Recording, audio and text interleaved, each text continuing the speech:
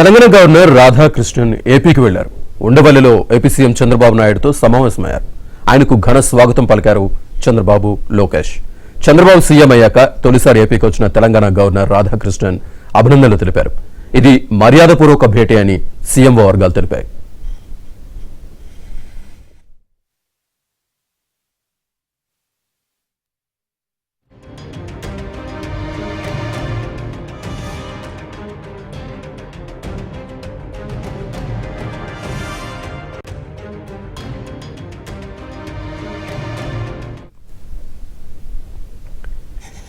Telangana governor Radhakrishnan ఏపీకి వెళ్లారు.